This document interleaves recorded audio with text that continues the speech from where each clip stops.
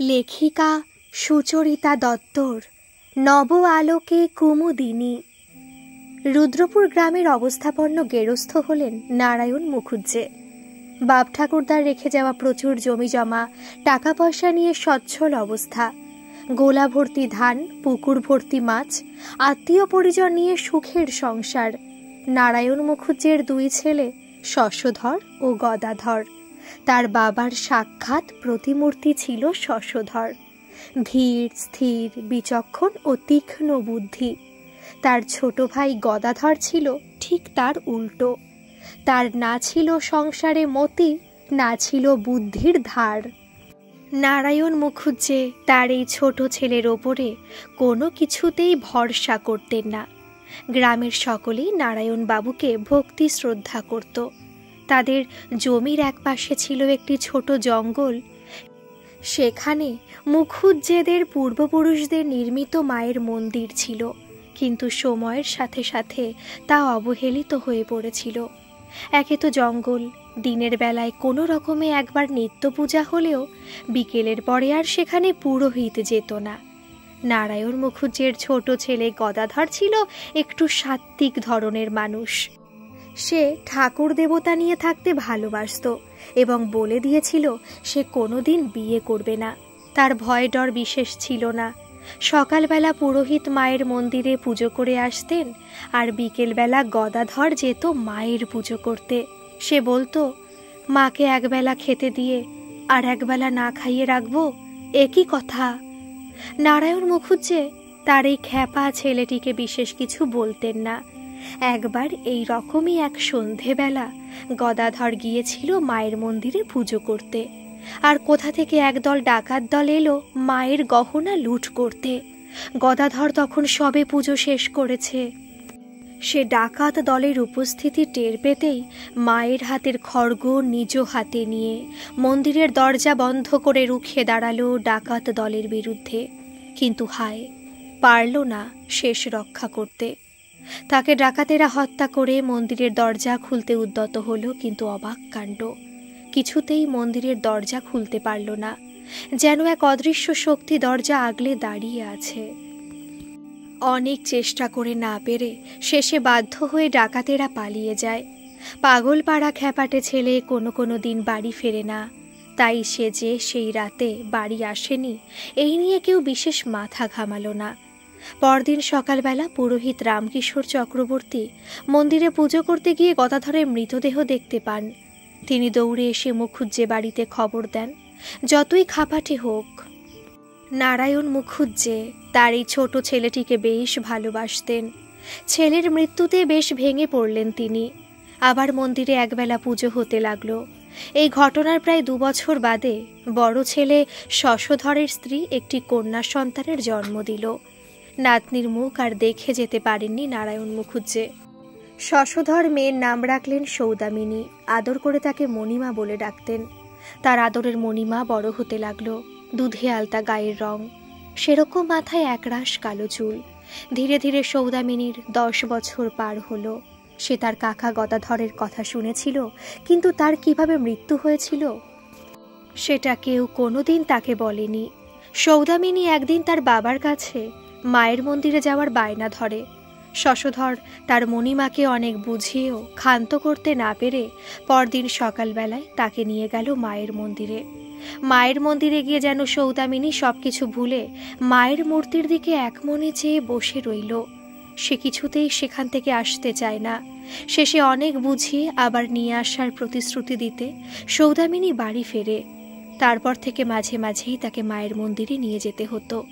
একটু বড় হতে সৌদামিনী একাই মায়ের মন্দিরে চলে যেত। কারোর কোনো বারণই সে শুনত না। ওই অঞ্চলের জমিদার বাড়ি ছিল হাকিমপুর গ্রামে। রুদ্রপুর আর হাকিমপুর বলতে গেলে বেশ পাশাপাশি অঞ্চল।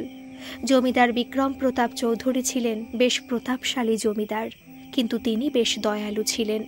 সেই বংশেই জন্মেছিল লম্পট, অত্যাচারী, নারী পিপাসু রাজেন্দ্র প্রতাপ চৌধুরী। বিক্রম প্রতাপ চৌধুরীর জ্যেষ্ঠ পুত্র। সারা গ্রামের লোক রাজেন্দ্র প্রতাপের অত্যাচারে জর্জরিত হয়েছিল। মেয়ে বউরা ভয়ে বাড়ির বাইরে বেরোতে পারত না।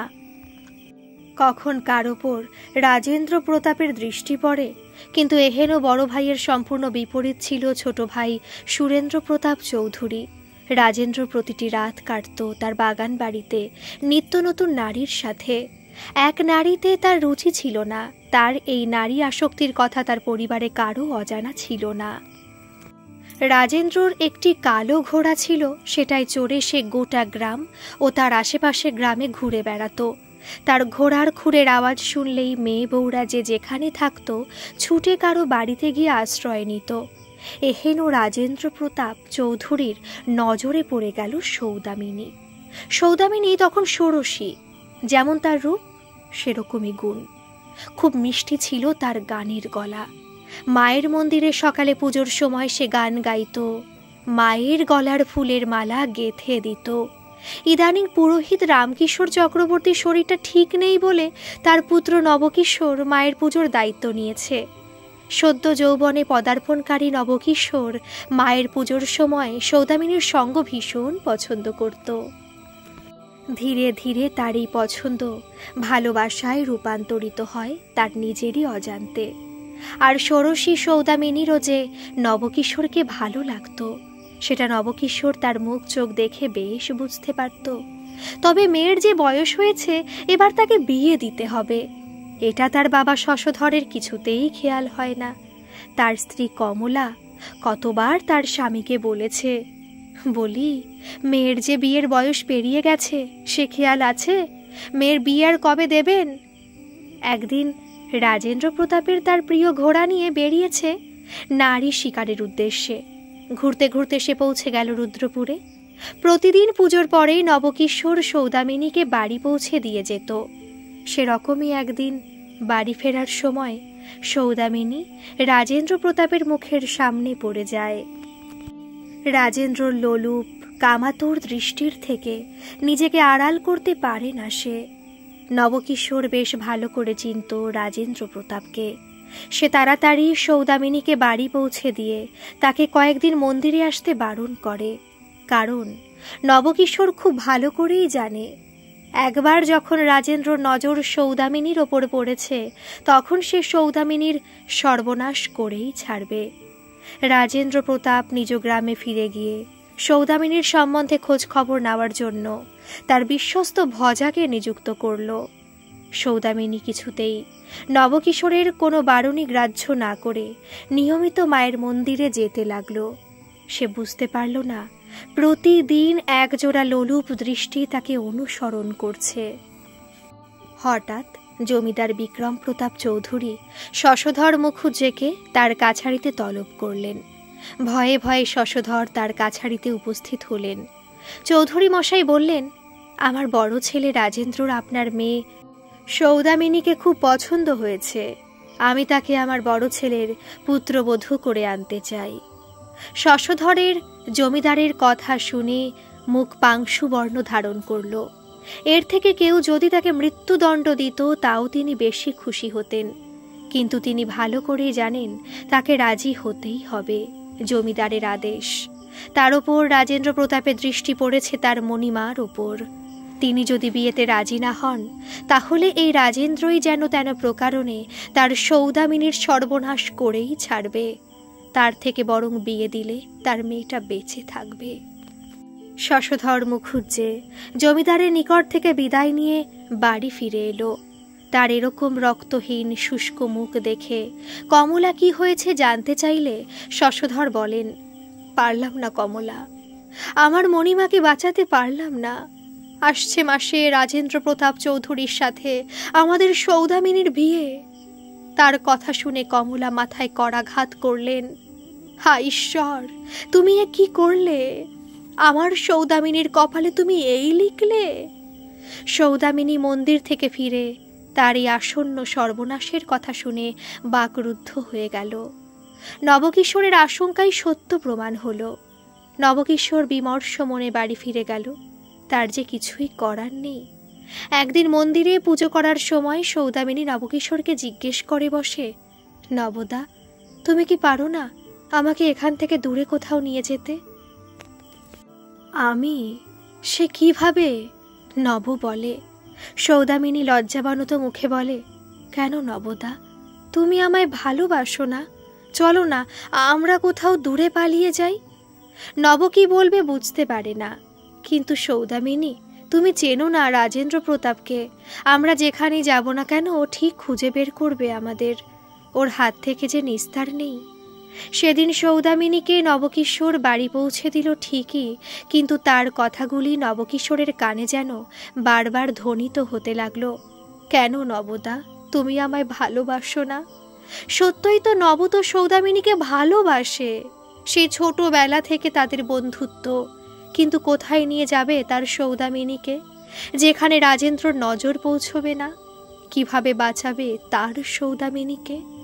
দেখতে দেখতে সৌদামিনীর বিয়ের দিন এগিয়ে আসতে লাগলো। কিন্তু সৌদামিনী নিয়মিত সকালবেলা স্নান করে মায়ের মন্দিরে যেত। সে কিন্তু ঘুণাক্ষরেও জানত না রাজেন্দ্র নিযুক্ত একজোড়া চোখ সবসময় তাকে পাহারা দিচ্ছে। বিয়ের একদিন আগে যথারীতি সৌদামিনী গিয়েছে মন্দিরে। গিয়ে দেখে নবকিশোর মায়ের পুজোর তোড়জোড় শুরু করেছে। সে মন্দিরে প্রবেশ করলে নব মন্দিরের দরজা আলতো করে ভেজিয়ে সৌদামিনীর হাতে একটি চিঠি দিয়ে বলে, এটা বাড়ি গিয়ে পড়বে, কেউ যেন দেখতে না পায়। এখন লুকিয়ে তোমার কাছে রেখে দাও। বাড়ি ফিরে সৌদামিনী দুরু দুরু বক্ষে সবার অলক্ষ্যে নিজের ঘরে এসে চিঠির ভাঁজ খোলে। প্রিয় সৌদামিনী, তোমাকে আজ এই চিঠিটা লিখছি কারণ তুমি জানো না যে রাজেন্দ্র নিযুক্ত গুপ্তচর সব সময় তোমার ওপর নজর রাখছে। আমি যে তোমাকে ভালোবাসি না তা নয় সৌদামিনী, কিন্তু পালাতে গিয়ে ওদের হাতে ধরা পড়ে গেলে ওরা তখনই শেষ করে দেবে আমাকে, আর তোমাকে হয়তো তুলে নিয়ে গিয়ে বন্দি করে রাখবে ওর বাগান বাড়িতে। আমি তাই আজ বুঝতে পারছি না কি করা আমার কর্তব্য। তবুও তুমি যদি বলো তাহলে আজ মাঝরাতে গ্রামের পশ্চিম প্রান্তে ভাঙা শিব মন্দিরের পেছনে আমি তোমার জন্য অপেক্ষা করব। তোমার মা আজ বিকেলে আমাকে ডেকে পাঠিয়েছেন তোমাদের বাড়িতে, জানি না কেন। উত্তরটা না হয় তখনই দিও। ইতি, তোমার নবদা। চিঠিটা পড়ে সযত্নে সেটা লুকিয়ে রাখল সৌদামিনী। পরদিন বাড়িতে মেয়ের বিয়ে, কিন্তু কারো মুখেই কোনো আনন্দের বিচ্ছুরণ নেই। বিকেলবেলায় নবকিশোর কমলার সাথে দেখা করতে এলে কমলা তাকে নিজের ঘরে ডেকে পাঠালেন। আমায় ডেকেছিলেন জেঠিমা? নব বলে, হ্যাঁ, এসো বাবা নব। আমি জানি তুমি নিশ্চয়ই খুব অবাক হয়েছ আমি ডেকে পাঠিয়েছি বলে, তাই না? কমলা নবকে জিজ্ঞাসা করেন। কমলা বলে চলেন, সৌদামিনী মুখে আমাকে কিছু না বললেও আমি সব বুঝতে পারি। তুমি কি ওকে নিয়ে এখান থেকে পালিয়ে যেতে পারবে জেঠিমা? নব অবাক হয়ে বলে ওঠে, আমি চাই আমার মেয়েটা বাঁচুক নব। আমি জানি রাজেন্দ্র প্রতাপের সাথে ওর বিয়েটা হলে ও যে মরে বেঁচে থাকবে বাবা। তুমি ওকে বাঁচাও। আজ রাতে ওকে নিয়ে দূরে কোথাও পালিয়ে যাও। আমি মা হয়ে এটুকু ভেবে শান্তি পাবো যে আমার থেকে দূরে থাকলেও মেয়েটা আমার আনন্দে আছে, শান্তিতে আছে। কথাগুলি বলে চুপ করলেন কমলা। কিন্তু জেঠিমা, তারপর কি হবে? রাজেন্দ্র যে কাউকে ছাড়বে না, তখন কি হবে? নব বলে, মরে বেঁচে থেকে একেবারে মরে যাওয়া ভালো। ও নিয়ে তুমি চিন্তা করো না। তুমি সৌদামিনীকে নিয়ে আজ রাতে দূরে, অনেক দূরে কোথাও চলে যাও। কমলা বলেন। সৌদামিনী আড়ালে থেকে তার মা ও নবকিশোরের কথা শুনে মনে মনে উৎফুল্ল হয় যে তার মা তার মনের খবর পেয়েছে। পূর্ব কথা মতো মাঝরাতে নবকিশোর অপেক্ষা করছে পূর্ব নির্ধারিত স্থানে। মুখুজ্জে বাড়ির সবাই ঘুমিয়ে পড়লে কমলার কিছু গয়নাগাটি আর টাকা পয়সা একটা পুটুলিতে বেঁধে মেয়ের হাতে দিয়ে মেয়েকে বাড়ির পেছনের দরজা দিয়ে বের করে দিলেন। অন্ধকারে যতদূর চোখ যায় তাকিয়ে রইলেন। চোখের জলে সবকিছু ঝাপসা হয়ে এলো। কমলা দরজা বন্ধ করে ঘরে ফিরে এলেন। মেয়েকে দিয়ে এলে গিন্নি? শশধরের কথা শুনে কমলা বিস্ময়ে অবাক হয়ে, তুমি সবকিছু জানতে? তাহলে বলনি কেন? আমি যে এভাবে আমার মণিমাকে বিদায় দিতে চাইনি কমলা, কিন্তু এই লম্পটের সাথে বিয়ে হওয়ার চেয়ে এই ঢের ভালো। আর নবকিশোর খুব ভালো ছেলে।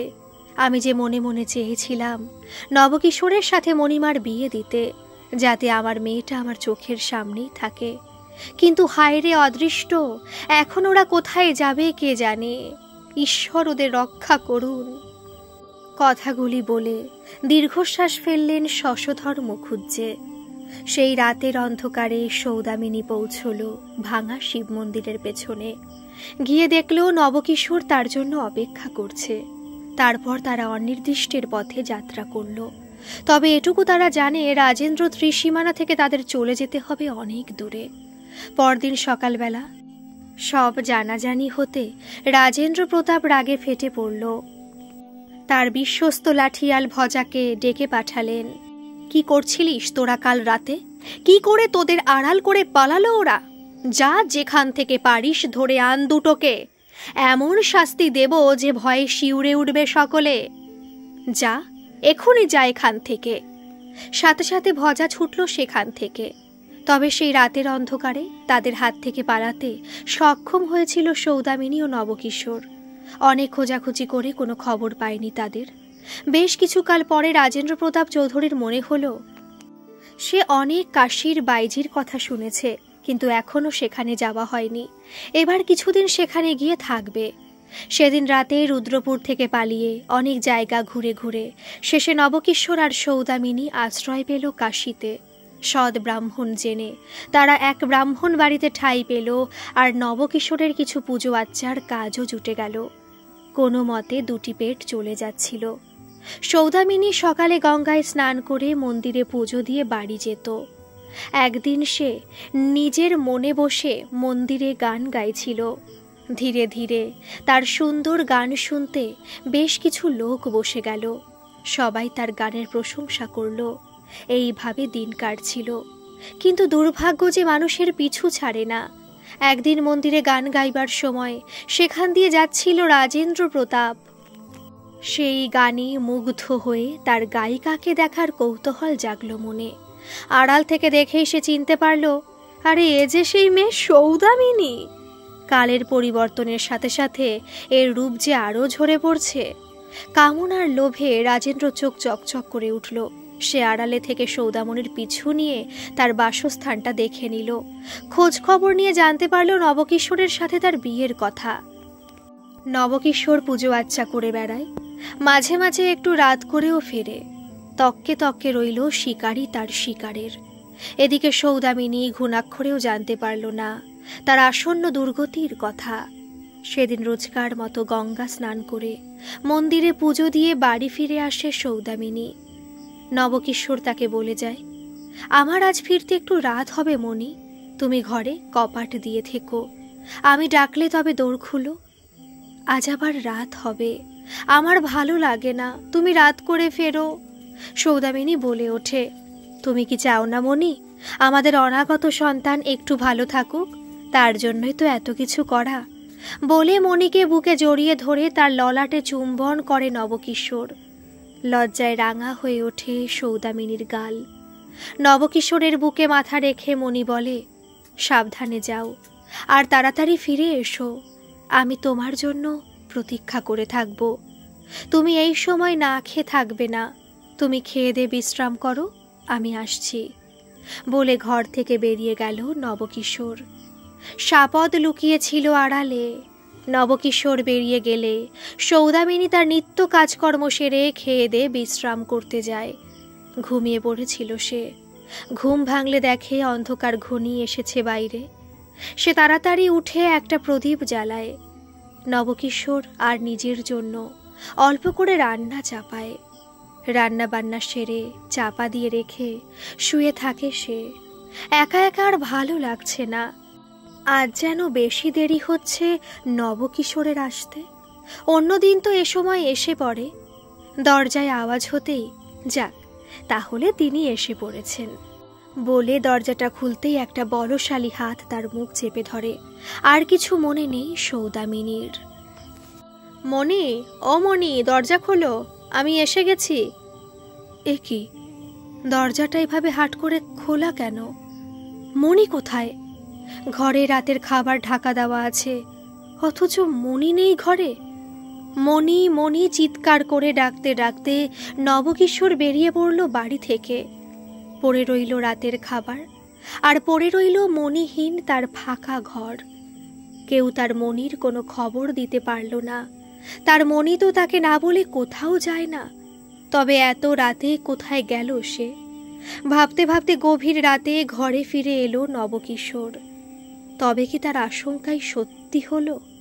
না না, এটা তার মনের ভুল। এত দূর থেকে তাদের খবর পাবে কিভাবে? মনে উথাল পাথাল চিন্তা নিয়ে নব রাতটা বিনিদ্র কাটিয়ে দিল। পড়ে রইল তার খাবার আর পুজো করে পাওনা দান সামগ্রী। ভোরের আলো ফুটতেই আবার সে বেরিয়ে পড়ল সৌদামিনীর খোঁজে। গঙ্গার যে ঘাটে ভোরে মণি স্নান করতে যায়, সেই ঘাট, মন্দির, অন্য ঘাটে যদি তার মণি গিয়ে থাকে। কিন্তু না, কোথাও কোনো খবর নেই তার প্রাণ প্রিয়া সৌদামিনীর। হায় হায়, কি করবে সে এখন? কোথায় যাবে? কিভাবে মণিকে খুঁজে পাবে? কেউ একটিবার তার সৌদামিনীর খবর এনে দিক। মণি মণি ডাকতে ডাকতে দিক বিদিক জ্ঞান শূন্য হয়ে নবকিশোর তার মণিকে খুঁজতে লাগলো। জ্ঞান ফিরতেই সৌদামিনী তাকে একটি বড় ঘরে দেখতে পেল। গতকাল রাতে নবকিশোর ভেবে দরজা খুলতেই এক হাত তার মুখ চেপে ধরে। তার দম বন্ধ হয়ে আসছিল। ধীরে ধীরে সে জ্ঞান হারায়। সে চিৎকার করে উঠল, কে আছো? দরজা খোলো, আমাকে যেতে দাও। আমার স্বামী ফিরে এসে আমাকে দেখতে না পেয়ে যে পাগলের মতো আমাকে খুঁজে বেড়াবে। তার আওয়াজ বন্ধ দরজা জানলা প্রতিহত হয়ে তার কাছেই ফিরে এলো। কেউ এলো না বন্ধ দরজা খুলে তার ডাকে সাড়া দিতে। সে তখন কাঁদতে লাগলো। কাঁদতে কাঁদতে সে ঘুমিয়ে পড়েছিল। ঘুম ভাঙল দরজা খোলার শব্দে। দরজা খুলে এক বয়স্কা নারী প্রবেশ করল, হাতে খাবারের থালা আর জল নিয়ে। তাকে দেখে সৌদামিনী বলে ওঠে, আমাকে কেন এখানে আটকে রেখেছ? আমাকে যেতে দাও। আমার স্বামী যে আমার জন্য অপেক্ষা করছে। এ লড়কি, চুপচাপ খাবার খেয়ে নে। এখানে একবার এলে কেউ ফেরত যেতে পারে না। সে বয়স্কা মহিলা বলে তাকে। সৌদামিনী অবুঝের মতো বলে, কেন পারে না ফেরত যেতে? এটা যে বাইজি বাড়ি, তোকে এখানে এনে রেখেছে। সে বলে, আমাকে এখানে কে এনে রেখেছে মাসি? সৌদামিনী জানতে চায়। না না, আমি কারো মাসি নই, আমি মোক্ষদা। আমি আর কিছু বলতে পারবো না। শুধু বলো আমায়, কে এনেছে আমায় এখানে? মণি বলে, রাজেন্দ্র প্রতাপ চৌধুরী। মোক্ষদার মুখে নামটি শুনে সৌদামিনী চিৎকার করে উঠে জ্ঞান হারায়। মোক্ষদা তার চোখে মুখে জলের ঝাপটা দিতে ধীরে ধীরে তার জ্ঞান ফিরলে মোক্ষদা তাকে জিজ্ঞেস করে, কমাস? তুমি কি করে জানলে মাসি? সৌদামিনী বলে, এই করে চুলে পাক ধরে গেল। তবে তো মনে হচ্ছে বেশি দিন হয়নি, কি 2-3 মাস? মোক্ষদা জবাব দেয়। উত্তরে মাথা নাড়ে সৌদামিনী। স্বামী জানে? মোক্ষদা আবার জানতে চায়। আস্তে করে সায় দেয় সৌদামিনী। নাও নাও, খাবারটা খেয়ে নাও। এ সময় না খেয়ে থাকতে নেই। মনে হয় তো কাল রাত থেকে কিছুই খাওনি। মোক্ষদা খাবারটা এগিয়ে দেয় সৌদামিনীর দিকে। মোক্ষদার হাত চেপে ধরে, আমাকে এখান থেকে যেতে দিতে পারো না মাসি। আমার স্বামী যে না খেয়ে দিয়ে আমাকে পাগলের মতো খুঁজবে, তাকে না বলে আমি যে কোথাও যাইনি মাসি। মিনতি করে সৌদামিনী। সৌদামিনীর অশ্রু বিগলিত চোখ মুখ দেখে খুব মায়া হলো মোক্ষদার। কিন্তু তার তো কিছু করার নেই। বাইরে যে কড়া পাহারা, সেই পাহারা ভেদ করে কাকপক্ষীরও যে ঢোকার ক্ষমতা নেই এখানে। একবার রাজেন্দ্র প্রতাপ ঠকেছে, আর সে ঠকবে না। অনেকদিন ধরে অপেক্ষা করে এবার স্বীকার করেছে। কোনো মতেই এবার ছাড় পাবে না সৌদামিনী। সেদিন রাতে বাইরে ঝড় উঠেছে। ঝড় উঠেছে সৌদামিনীর অন্তরেও। থেকে থেকে কাঁদতে কাঁদতে মূর্ছা যাচ্ছে সে। মোক্ষদা মাসি সন্ধ্যাবেলা ঘরে এসে বাতি জ্বেলে দিয়েছে। তাকে নিয়ে গিয়ে নাইয়ে দিয়ে খুব সুন্দর কাপড় পরিয়ে দিয়েছে। কোনো বাধা দেয়নি সৌদামিনী। বাধা দিয়ে কোনো লাভ হবে না সৌদামিনী জানে। এলো সেই মুহূর্ত। ঘরের দরজা খুলে এলো রাজেন্দ্র। কি ভেবেছিলে পালিয়ে পার পাবে আমার হাত থেকে? বিয়ে করে রানী করে রাখতে চেয়েছিলাম, আর এখন কি হলো? যে নারীকে আমার একবার চোখে ধরে তাকে আমার চাই, এটা তুমি বুঝলে না। রাজেন্দ্র প্রতাপ বলে ওঠে, আপনার পায়ে পড়ি, আমাকে যেতে দিন, আমি অন্যের স্ত্রী। সৌদামিনী মিনতি করে, তুমি কি ভেবেছ তোমাকে যেতে দিলেও তোমার স্বামী সমাজ তোমাকে মেনে নেবে? গর্জে ওঠে রাজেন্দ্র, আপনি আমার স্বামীকে চেনেন না, তিনি আমাকে খুব ভালোবাসেন, তিনি কখনো আমাকে অবিশ্বাস করবেন না, আমি যে তার সন্তানের মা হতে চলেছি। বলে ওঠে সৌদামিনী। কি তবে রে শালী? বলে ওঠে রাজেন্দ্র। বাইরে ঝড় উঠেছে আর ঝড় উঠেছে বিছানায়। সব বাধা ছিন্ন ভিন্ন করে এতদিনের কামনা চরিতার্থ করে রাজেন্দ্র প্রতাপ চৌধুরী। ঝড়ের প্রকোপের সাথে বাড়তে থাকে রাজেন্দ্ররও অত্যাচারের প্রকোপ। সারা রাত ধরে চলে তার মধুলেহন। ভ্রমর যেমন মধুর গন্ধে ফুলের ওপর ঘুরে বেড়ায়, সেরকম রাজেন্দ্র সৌদামিনী নামক ফুলের মধু পান করল সারা রাত ধরে। তারপর ছিবড়ে করে ফেলে রাখল বিছানায়। সকালবেলায় মোক্ষদা এসে দেখে ঘরের দরজা খোলা। বিছানায় পড়ে আছে সৌদামিনী।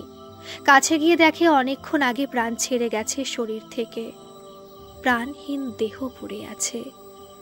আগে অনেকবার এরকম মৃত্যু দেখেছে মোক্ষদা, কিন্তু এবারে যেন তারও অন্তরাত্মা কষ্ট পেল। বিছানা রক্তে ভিজে উঠেছে, মায়ের সাথে সাথে পেটের বাচ্চাটাও মরেছে। হায় ঈশ্বর, ওদের তুমি মুক্তি দাও। বলে ওঠে মোক্ষদা অশ্রুসিক্ত চোখে। কিন্তু সত্যি কি মুক্তি পেল সৌদামিনীর আত্মা? মৃত্যুর আগে সে মনে মনে প্রতিজ্ঞা করেছিল, এই জন্মে না পারলেও আগামী জন্মে ঠিক তোমাকে শাস্তি দেব রাজেন্দ্র প্রতাপ চৌধুরী, আমার স্বামী, আমার সন্তান সহ আমাকে হত্যার জন্য। নবকিশোরের খবর কেউ দিতে পারেনি। কেউ কেউ বলে সে পাগল হয়ে ঘুরে বেড়াতো, আবার অনেকে বলে সে গঙ্গায় ডুবে মরেছে।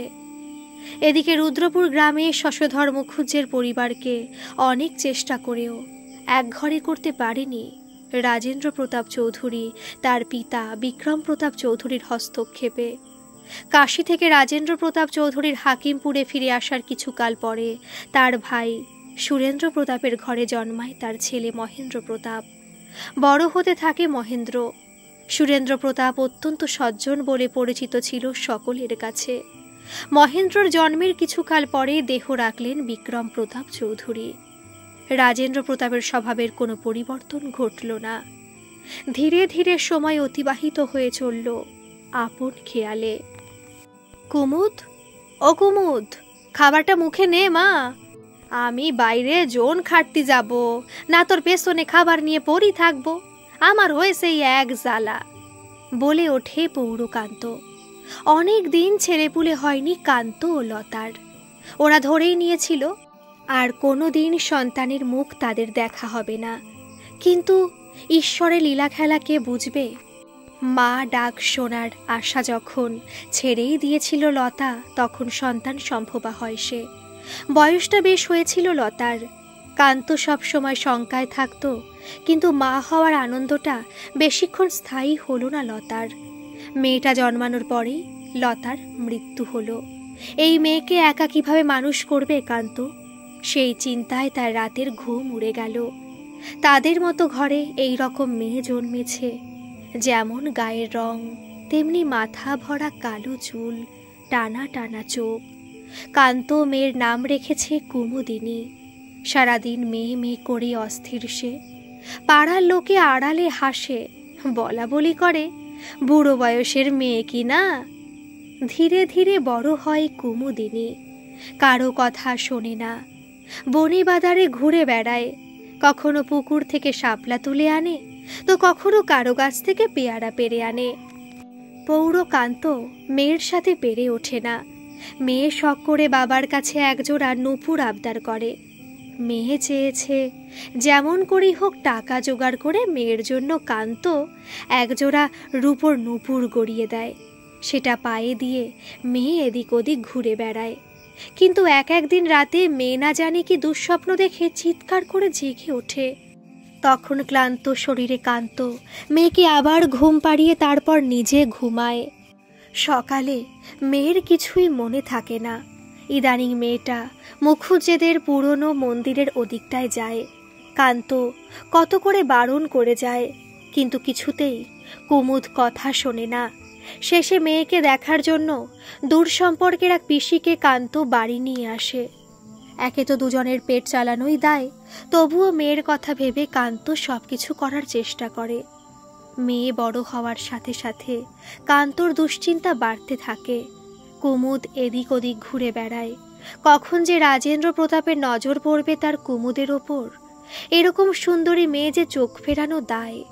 সবাই কান্তকে বলে, মেয়ের 10 বছর বয়স হলো, এবার মেয়ের বিয়ে দিয়ে দাও।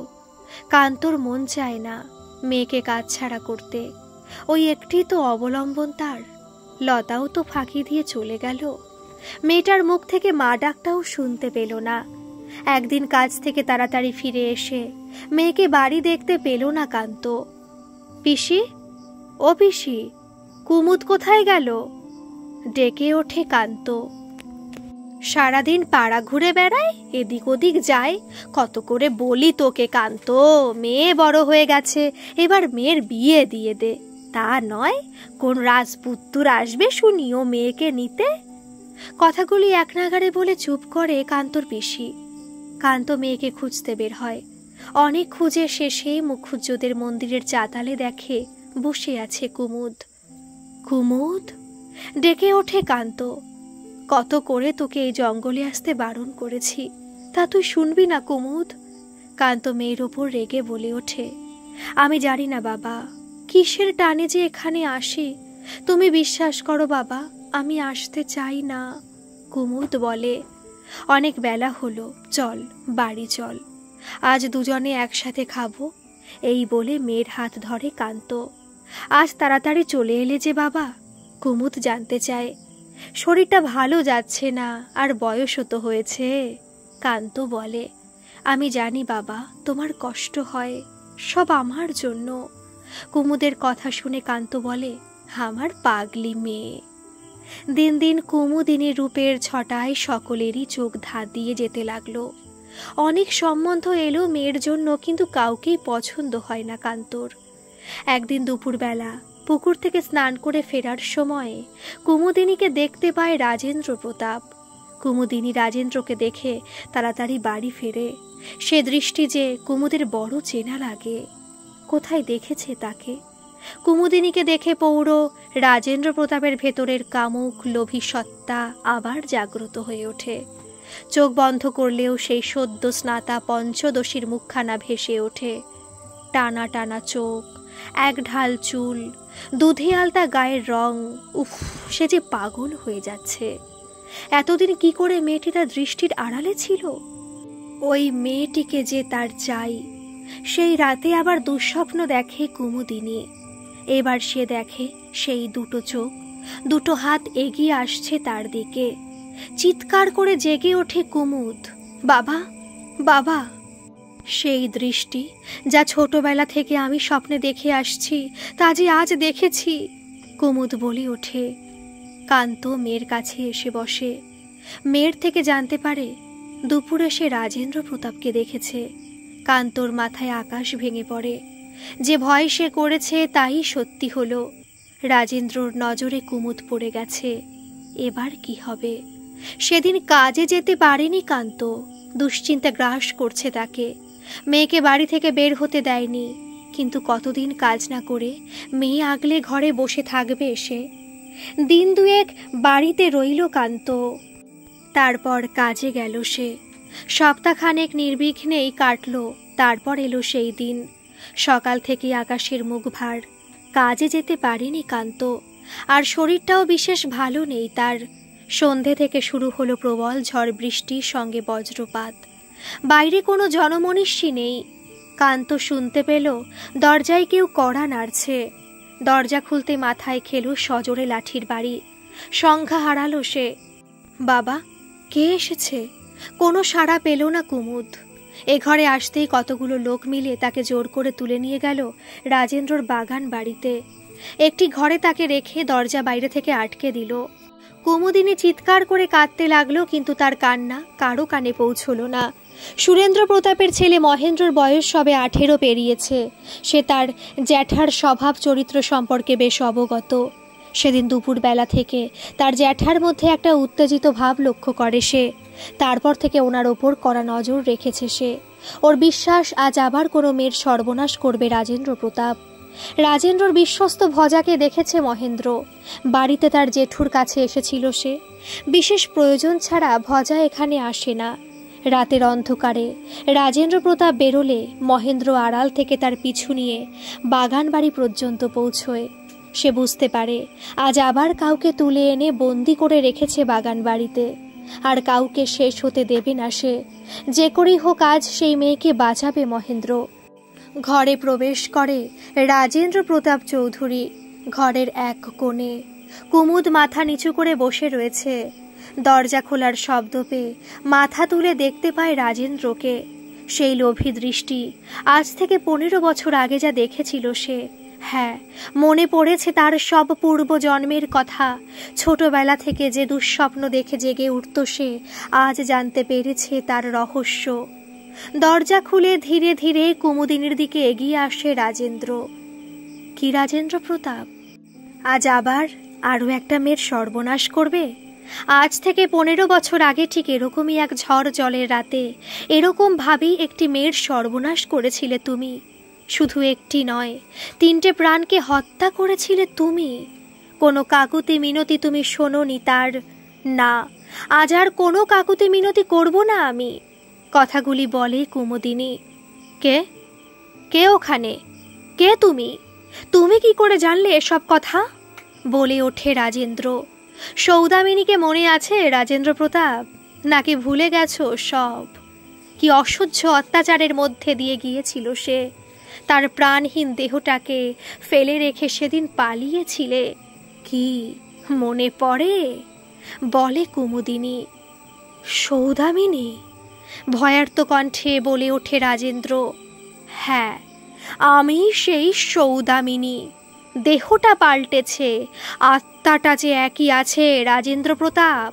সেদিন আমি মরেছিলাম, আজ তুমি মরবে। গর্জে ওঠে সৌদামিনী। খোলা দরজা দিয়ে পালাতে নিলে রাজেন্দ্র দেখে দরজায় এসে দাঁড়িয়েছে মহেন্দ্র। কে কে ওখানে? মহেন্দ্র, তুমি এখানে? বলে ওঠে রাজেন্দ্র।